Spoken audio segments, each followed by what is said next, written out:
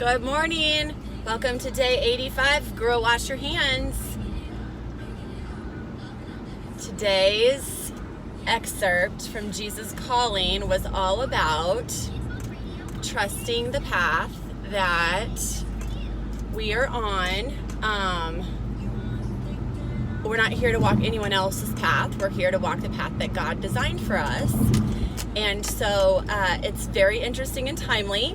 There have been some things that I saw are happening, and it's not that I wish I was a part of it or that I've got fear of missing out necessarily, but that there are certain elements of my life that look different now versus back in the day when it was so important to me. And so I think I've said this, but just in case,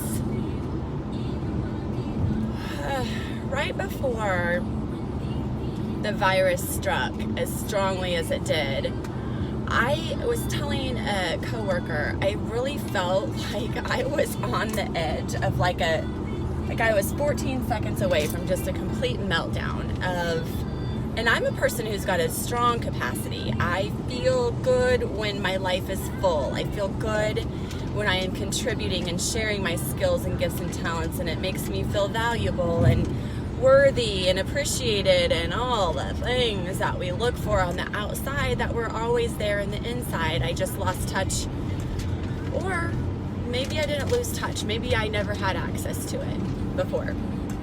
Anyway, I knew I was at that point, but you just keep going along. But then there was a gal in my Christ Unisys Parish group, and she and I are just getting to become friends. And so the only real access that she has to me is what she sees on paper or social media. And she said, I just don't know how you do everything. How do you do all of those things? And I think I felt safe because I was in a church setting, and I said, you know what, I don't know. And I said, and quite frankly, I feel like I can tell you this. I don't know if all those things that I'm saying yes to and filling my life full of are those things that I had made a pact with God, saying, I'm back. I'm so sorry I ever walked away from you, but I'm back, and I will spend the rest of my life making you proud. Just put the things in front of me that you want me to say yes to, and I will do that thing, and this is how it will be until the end of time. And then it dawned on me that, what if that wasn't God that was putting all of those things in front of me? And what if that was the devil giving me a busy life, a beautiful busy life? Let's not get that twisted. My goodness, what a beautiful life. The opportunities and adventures that I have had the pleasure of being a part of, I will never regret that. But I was concerned that some of those yeses might not be things that God was placing in front of me. I think they might have been things that the devil was placing in front of me. And again, not that those things were bad, but just that the busyness of the things that were a part of my life. I wanted God, I was praying that He would show me or make sure I had a sign to know that these are the things that He really wants me to be doing. This is part of the design for me. This is the path for me that He wanted me to walk.